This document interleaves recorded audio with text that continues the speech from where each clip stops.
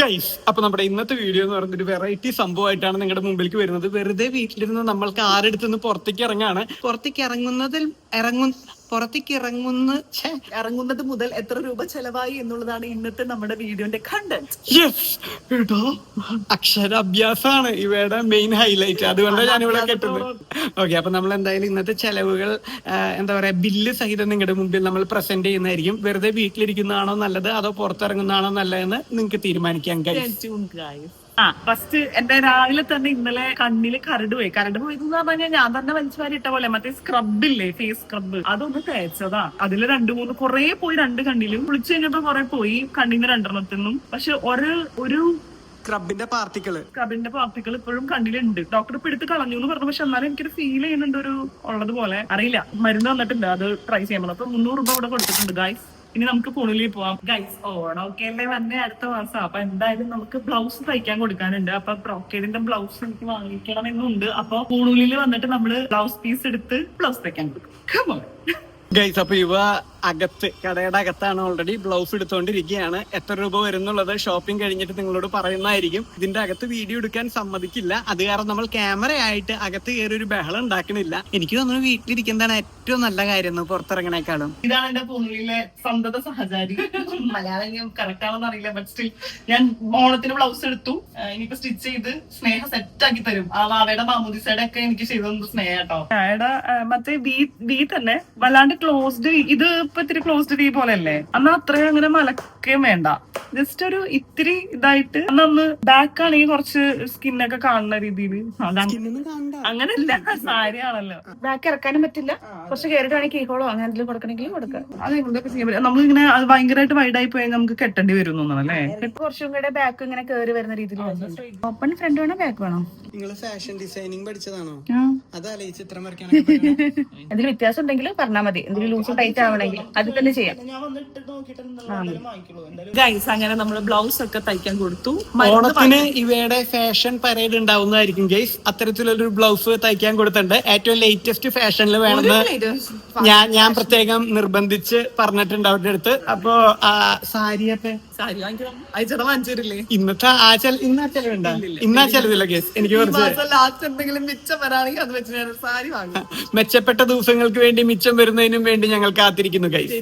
കൂണൂലിലെ blouse മാത്രല്ല, ഇപ്പൊ നമ്മള് 84 രൂപയ്ക്ക് 1.5 മീറ്റർ ലൈനിങ് കൊടുത്തിട്ടുണ്ട്. യെസ്. അപ്പൊ മൊത്തം പൈസ എത്രയാന്നുള്ളത് ഇവിടെ നിങ്ങൾക്ക് ഇവിടെ ഈ ഒരു ഏരിയ നിങ്ങൾക്ക് കാണാൻ പറ്റുമെന്ന് വിചാരിക്കുന്നു. കണ്ണിൽ ആ ഒരു ചെറിയ ഇറിറ്റേഷൻ ഉള്ളത്, ചെറിയൊരു മുറിവ് ഉണ്ടാവും എന്നാ പറഞ്ഞത്. അപ്പൊ അതുകൊണ്ടാണ് അവര് ഡ്രോപ്സ് തന്നേക്കണേ. നമ്മള് ഡ്രോപ്സ് വാങ്ങി 110 രൂപ. ഗൈസ്, ഇനി നമ്മള് മൂക്കുത്തി വാങ്ങാൻ പോകും. അത് ആക്ച്വലി എന്റെ കയ്യിലുള്ള സാധനങ്ങൾ വെച്ചിട്ട് മാറി വാങ്ങിക്കുന്നതാട്ടാ. ഗൈസ്, ഇന്ന് വേറൊരു വലിയ ചെലവ് വരാൻ പോകുന്നുണ്ട്. ഈ നാരായണപുരാന്തന്റെ മുടി വെട്ടൽ. നാരായണപുരാന്തൻ വളരെ വിവരമുള്ള ഒരു മനുഷ്യനായിരുന്നു.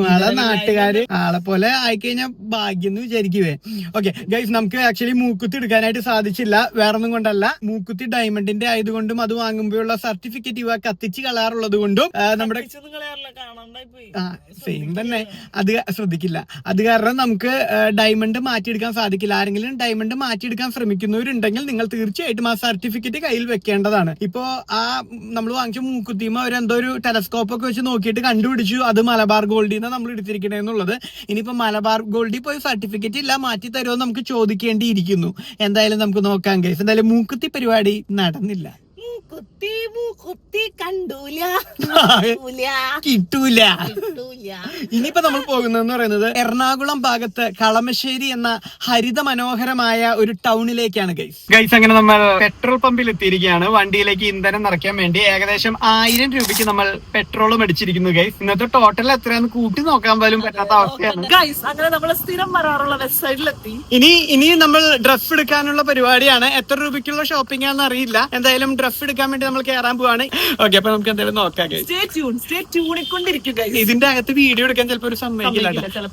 നോക്കാം ഗൈസ്. എന്റെ ഒരു 2-3 കിട്ടി, നോട്ട് ചെയ്ത് വെച്ചിട്ടുണ്ട്. ഇനി ഇട്ട് നോക്കണം എങ്ങനെയുണ്ട് നോക്കിയിട്ട്. പിന്നെ എന്തായാലും അയച്ചാണ്ട് നോക്കിയിട്ട് ഇനി അടുത്ത് എടുക്കാം. അല്ലെങ്കിൽ എന്റെ മാത്രം നിന്ന് സമയം ഫുൾ പോകും. ഗൈസ്, മേരിമാർക്ക് എനിക്ക് വേണ്ടി ഡ്രസ് എടുത്തോണ്ടിരിക്കുക. നമ്മൾ എടുത്ത ഒരു ഡ്രസ് ഇതാണ്ടേ ഇതാട്ടോ. ഇതുപോലെയുള്ള ഡ്രസ്സുകളാണ് മേരി മാർക്കറ്റ് നോക്കുന്നത് അല്ലെ ഗൈസ്. ഒരു കാലത്ത് എന്റെ സൈസ് എന്ന് പറഞ്ഞാൽ എക്സൽ ആയിരുന്നു, അത് ലാർജായി, മീഡിയമായി, സ്മോളായി, ഇപ്പോ എക്സസിലേക്ക് എത്തിയിരിക്കുകയാണ്. എനിക്ക് എന്റെ ഒരു ടേസ്റ്റിലുള്ള കൈ കിട്ടണ എല്ലാം എടുത്ത് ഞാൻ കയ്യിൽ വെച്ചിട്ടുണ്ട്. സ്റ്റീവിനെ ഇടിച്ച് നോക്കിയിട്ട് എനിക്ക് ഭയങ്കര ഇഷ്ടമായി. ചേട്ടൻ നല്ല ലിനന്റെ ഷർട്ടൊക്കെ ഇട്ട് ഇങ്ങനെ വെറുതെ നടക്കണ കാണാനല്ല, എനിക്ക് ഇഷ്ടമാണ്.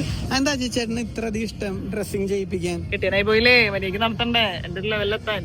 അപ്പൊ അവര് പറയും, ഓ നിന്റെ കൂടെ നടത്താൻ നീ ആദ്യം മര്യാദക്ക് നടക്കണേന്നൊക്കെ. അജയ് ചേട്ടന്റെ ഡ്രസ്സിംഗ് സെൻസ് എങ്ങനെ ഉണ്ടായിരുന്നു കല്യാണത്തിന് മുമ്പ്? വൻ ഷോക്കായിരുന്നു. അതാ ചേട്ടൻ തന്നെ പോയി ഡ്രസ്സ് എടുക്കാറുണ്ട്. ആരോട് അഭിപ്രായം ചോദിക്കാണ്ട് പറഞ്ഞിട്ടുള്ള കാര്യം. നഗ്നത മറയ്ക്കാനൊരു സംഭവം മാത്രമാണ് ഡ്രസ്സ് അല്ല, തൃപ്തിക്ക് നടക്കാനും കൂടി ഉള്ളൊരു സാധനം കൂടിയ ഡ്രസ്സ്. തള്ള വൈബാട്ടാ നീ. ഇവയ്ക്ക് ഷോപ്പ് ചെയ്യാൻ വേണ്ടി വന്നതാ. 10 ഡ്രസ്സ് ഇട്ട് നോക്കി, അതിൽ 5 നമുക്ക് ഇഷ്ടപ്പെട്ട് കയ്യിൽ വെച്ചിട്ടുണ്ടെങ്കിൽ ബില്ലടിക്കാൻ പോകുമ്പോ ഈ 5 3 മാറും. കൈ അതെന്താ അങ്ങനെ? വില അത്ര നമ്മളിൽ കൊടുക്കാനില്ലല്ലോ.